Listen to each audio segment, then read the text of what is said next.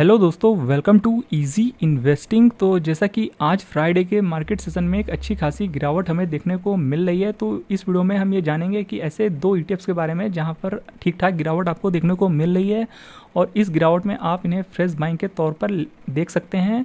और अगर आप स्विंग ट्रेडिंग पर्पज़ के लिए या फिर लॉन्ग टर्म इन्वेस्टमेंट पर्पज़ के लिए आप निवेश करना चाहते हैं तो आप इन ईटीएफ्स को कंसिडर करके चल सकते हैं। तो सबसे पहले एक क्विक अपडेट दे देते हैं बाजार के बारे में। देखिए, आज निफ्टी 50 या फिर सेंसेक्स, बैंक निफ्टी सभी जगह बड़ी गिरावट देखने को मिल रही है। निफ्टी 50 1% डाउन है, 250 पॉइंट्स की गिरावट है।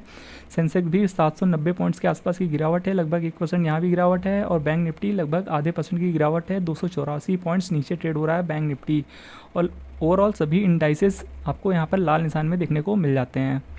तो जैसा कि हमने कल भी आपके साथ वीडियो जब शेयर किया था आफ्टर मार्केट, तो वहाँ पर हमने कहा था भले ही बाज़ार में 25,000 के लेवल आ गए हैं निफ्टी 50 में, पर यहाँ पर कोई भी बाजार इंडियन स्टॉक मार्केट से कोई अच्छी खबर आती हुई देखने को नहीं मिल रही है। मतलब कि जो यहाँ पर रिएक्शन आ रहा था इंडियन स्टॉक मार्केट में, वो टोटली ग्लोबल मार्केट के दम पर निफ्टी 50 परफॉर्म कर रहा था। और हमारा बाज़ार जैसा कि यूएसए का जो बाज़ार है वो ग्लोबल लीडर है, तो वो जैसा इनकेस अच्छा परफॉर्म करता है तो इंडिया भी उसे फॉलो करने लगता है। और यहाँ भी आज भी सेम चीज़ें हमें देखने को मिल रही है। देखिए, यूएसए का जो कल का बाजार क्लोज हुआ है या फिर ग्लोबल जितने भी लगभग मार्केट हैं, तो वहाँ पर सेंटीमेंट हमें अच्छे देखने को कल के दिन नहीं देखने को मिले हैं। देखिए, कल के दिन यूएसए के बाजार में अच्छी खासी गिरावट दर्ज हुई है।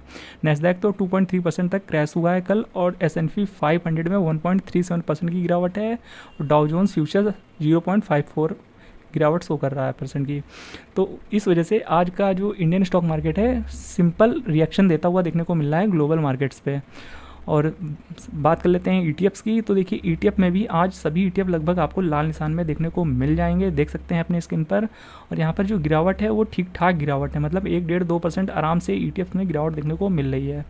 और कुछ ही ईटीएफ्स हैं जो हरे निशान में आज के दिन आपको देखने को मिल जाते हैं। लाइक आप यहाँ नीचे देख सकते हैं कि फैंग प्लस ईटीएफ फिलहाल फ्लैट पे चल रहा है, और कंजम्पशन में भी यहाँ पर फ्लैट टू निगेटिव ट्रेड कर रहा है। और यहाँ फार्मा हल्का सा हरे निशान में है, गोल्ड में आधे % की तेज़ी है। बाकी लगभग जितने ईटीएफ हैं आपको लाल निशान में देखने को मिल जाते हैं। तो आइए चलिए बात कर लेते हैं पहला ईटीएफ कौन सा है जहाँ पर आप फ्रेश बाइंग के बारे में सोच सकते हो। तो चलिए पहला ईटीएफ के बारे में बात कर लेते हैं। ये है मोतीलाल ओसवाल का निफ्टी रियलिटी ईटीएफ। तो ये है रियलिटी सेक्टर का ईटीएफ, और यहाँ पर आपको थोड़ी ठीक ठाक गिरावट देखने को मिल जाती है। क्योंकि देखिए, जैसा कि हमने कहा कि बाजार जस्ट एक दिन ही गिरावट शो किया आज के दिन, वरना तो कल तक तो लाइफ हाई पे ही था। तो इस वजह से जितने अदर ईटीएफ है ना, तो वो लगभग लाइफ हाई के आसपास ही हैं। ऐसे कुछ ही ईटीएफ है जो ऊपर से काफ़ी टूट चुके हैं, लाइक अपने 52 वीक हाई से अच्छी खासी गिरावट शो कर रहे हैं। तो उनमें से ये एक ऐसा ईटीएफ है जो ठीक ठाक गिरावट शो कर रहा है। और एक साल के चार्ट में देखेंगे तो यहाँ पर आपको 115 के लेवल जब इसने दिखाए थे 18 जून को, तो उस लेवल से अगर आप देखेंगे तो ये तकरीबन आप यहाँ देख सकते हैं 0.8% के आसपास की गिरावट शो कर रहा है। और हालांकि ये ईटीएफ ज़्यादा पुराना नहीं है, कुछ ही टाइम पहले बाज़ार में आया था मार्च 2024 में। तो ये रियलिटी सेक्टर का इकलौता ईटीएफ है। और यहाँ पर आपको जो ये रियलिटी सेक्टर है ना, इसने बीते एक साल में मतलब सबसे ज़्यादा रिटर्न बना के दिए हैं आफ्टर डिफेंस सेक्टर।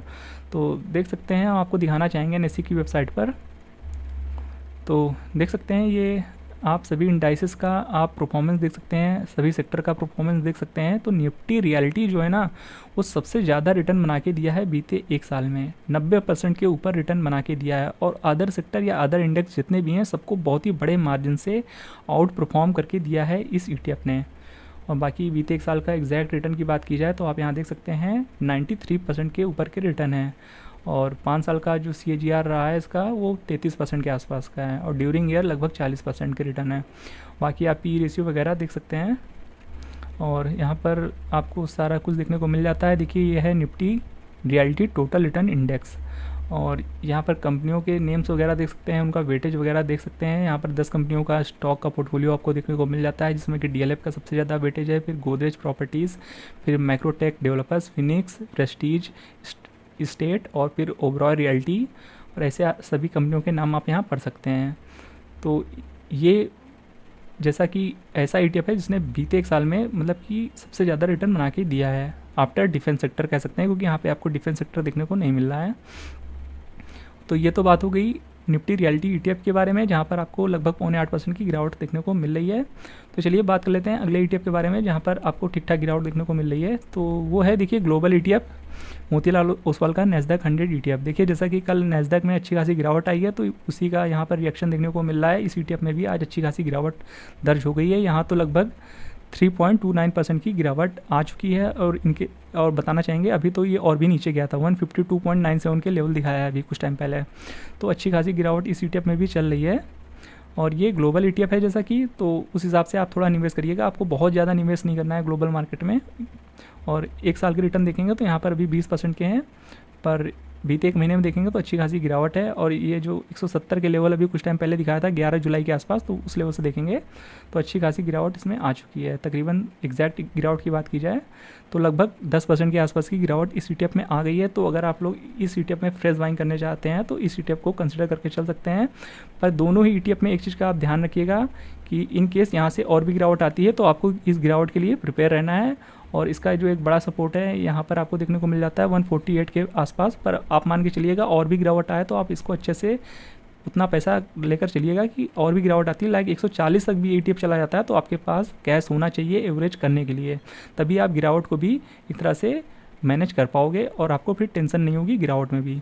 और ये दोनों ही ETF के लिए ये चीज़ मान के चलिएगा कि आपके पास गिरावट में एवरेजिंग करने का अच्छा खासा पैसा होना चाहिए, क्योंकि अभी बाजार जैसा कि लाइफ हाई के आसपास ही खड़ा है। तो इनकेस कोई भी किसी भी वजह से गिरावट आ जाती है तो आपके पास एवरेजिंग का पैसा होना चाहिए।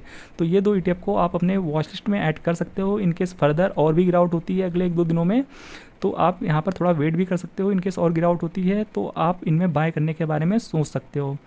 तो ये था एक अपडेटेड वीडियो बाज़ार के बारे में, और साथ ही साथ 2 ऐसे ETF के बारे में हमने डिस्कस किया है जिन्हें आप थोड़ा फोकस कर सकते हो स्विंग ट्रेडिंग पर्पस के लिए या फिर लॉन्ग टर्म इन्वेस्टमेंट के लिए। और जिन भी ETF में आप कोई बाइंग करें तो आप थोड़ा सा लंबा नज़रिया रखिएगा कि 1-2 महीने अगर आपकी ट्रेड फंस जाती है तो आपको कोई भी दिक्कत ना हो। एटलीस्ट मान के चलिएगा 3 महीने तक भी अगर आपका यहाँ पर होल्ड करना पड़ जाए तो आपको कोई भी इशू नहीं होना चाहिए, क्योंकि बाज़ार अब भी लगभग लाइफ हाई के आसपास है। तो इन सारी चीज़ों का आप ध्यान रखिएगा।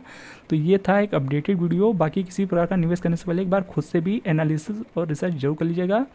तो आई होप ये वीडियो आपको इन्फॉर्मेटिव लगा होगा। वीडियो पसंद आया हो तो वीडियो को लाइक और चैनल को सब्सक्राइब करना बिल्कुल भी मत भूलिएगा। मिलते हैं नेक्स्ट वीडियो में, तब तक के लिए गुड बाय।